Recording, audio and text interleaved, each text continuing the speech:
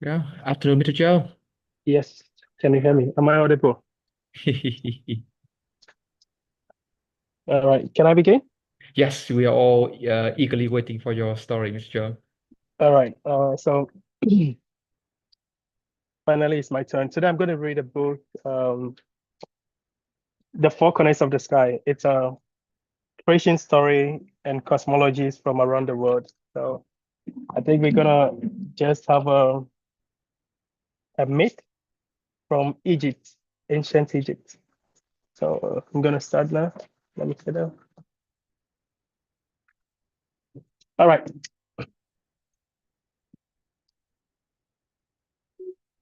I don't know where to put the phone. Okay, so almost 5,000 years ago, the people of ancient Egypt created one of the first human civilization along the Great Desert on both sides of the River Nile. They relied on the River Nile to water their crops. Each year, the River Nile rose and covered the field.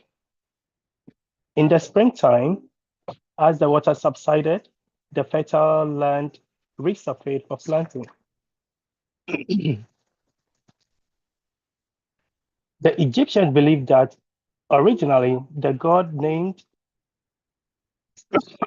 sorry, the, the Egyptians believed that originally the god named Atum created the land and all the universe as the hill rising up of the river.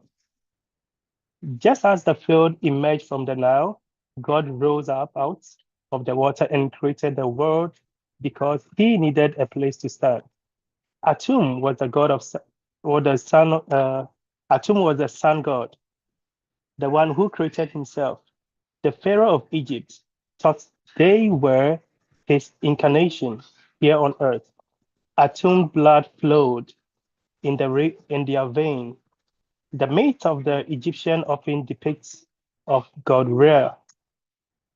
As Atum came, as Atum came to be called, as a man with the head of the hawk, tall as the heaven. I am the creator of all things, he proclaimed. I made earth and water. I created the sky to hold the souls of the gods. I formed the hours and the days and the time of the great festival. I ordered the mysterious water of the Nile to return each year. In the morning, I am known as Kepri, at midnight as Rel, and in the evening as Atum. Eons later, Rea's grandchildren, Geb, the earth god, and Nun, the sky goddess, lay together in a close, perfect embrace. Their father, Shu, the uplifter, decided to separate them so that they could fulfill their destiny. He placed his hand beneath Nut's belly her and lifted her high above himself to form the arc of the heaven. He let his sons get lying prone onto his back.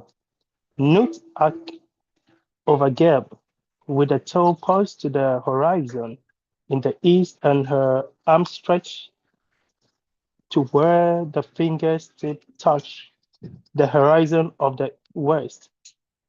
As the sun god, Re said, Nut opened the mouth and swallowed him.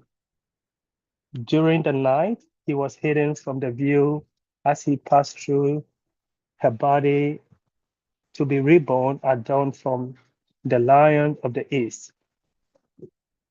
In some Egyptian myths, Re was pictured with a great eye in the center of his forehead that shone its light on the earth. In his battle with the wicked god, God said, Re's eye was pulled from the face. Set placed the corner of the forehead. The god, the god Osiris The god Osiris covered the eye, but set chop off the head, eye and all. Osiris' son, Horus, healed Osiris with the milk of a gazelle and covered the slippery eyeball. He restored the great eye of Re. Light again shone upon the earth. Now we come to the real story. On a boat called Millions of Years, the god Re brought the sun out of the water. He sailed across the air each day and sank into the water in the evening. Each night, Re's first enemies, Apis, the great serpent of darkness, rose up against him from the beginning of time. He tried to stop the sun from rising. The serpent held weapon of mist, rain, and darkness. He sent he sent dark cloud to cover the sun. Real beautiful daughter, Isis, joined him upon the boat. They shot a road that piercing the dark mist, and each day the sun broke through. Re never forget the danger and power of serpents like Apis. He gave orders to destroy all the snakes in the universe. Many years later, Re grew old and tried to lug the sun across the sky. His bone, his bone grew thin, his muscle weary, but he, but Re, but Re longed to keep working. Re's wife, Nut, the lovely sky goddess, took the form of the great cow. Each day, she carried him across the heaven, but he too grew tired and began to tremble upon the weight. Her father, Shu, held up her belly so she could continue to carry the sun. Still, the god Re was exhausted. His body sagged, and he began to drown. Her daughter Isis loved her father, but she wanted him to step down. She had secret motive for this. She wanted to take her place among the sky god, and she believed it was time for her son, Horus, to rule the universe. My father, you have become an old man, she said. The job of transporting the sun is too much for you. He laughed and shook his head. Never, he said. Isis, Isis knew the secret of Re's power. He could be destroyed from the poison taken from the fluid of his own body. She swept up some of his saliva from his drool and molded the serpent by mixing his spittle and dirt. Isis' serpent bit Re. The god began to tremble. The poison coursed through his vein as the river Nile spread through the land of Egypt.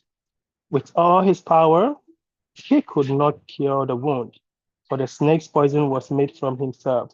Gods gathered around him, consoling him and offering advice. From the edges of the crowd, Isis spoke. Father, she asked in mock surprise, what has happened? Has one of your own creatures bitten you? Has a creature you created lifted up its head against you? Father, I have studied the secret incarnation with the gods. I know the spell, and I only can cure you. Daughter, he said, I have not been felled by fire, for I am burning hotter than fire. And I have not been burned by water, because the pain is colder than water. I am shivering and shaking so that my body never I tremble and cannot see the sky. Then Isis asked the question. Hello. Then Isis asked the question she knew she would never answer. If you would like me to cure you, I must know your secret name. Even in pain, with his face twisted, Real still winks at her and requests, but His faculties were clear, and he answered, as if to reveal his name, I am the creator. I am the creator of all things. I made earth and water. I created the sky to hold the soul of the God. I formed the hour and the days of the time for the great festival. I ordered the mysterious water of the Nile to return each year. In the morning, I am known as Kepro, at night as Rael, and in the evening as Atum. Isis smiled knowingly. Her father was all these things. Her father was all these things. Those were among his many titles, but his cunning, he had not revealed his secret. You are wise, Isis laughed, but you have not told me your secret name. Without it, I can devise no cure. Real pain grew more intense. He shivered and burned until he could hold back no longer. He called Isis into the great chamber where no one could hear his words. Like merchants at the market, they began to bargain. But Ray was so sick to bargain well. Isis told him the reason she needed the power of his name. Oh, Mr. Joe, Mr. Joe, Yes, I yes. apologize. Our time is up, but I know that it's getting good. So Okay. God just show up. Thank you for a very, very interesting story about ancient Egypt, Egypt. mythology, Okay. history. We are looking forward for it. How long Okay. is the story, Mr. Joe? Almost done. Almost done. Well, can Yeah. you finish tomorrow? Okay. Yes. We Oh are very no. looking forward to that. Eh? We just left with one paragraph. So Okay. So yeah. maybe you can finish tomorrow, for a few minutes tomorrow then. Okay. Okay. No worries. Thank you Thank you, very Mr. much. Joe. Thank you for You're your welcome. effort. Yeah. Thank you, teacher, for being here. Yes. And enjoy your afternoon. Eh? Thank you, everyone. Thank you, Mr. Wee. Bye, teachers.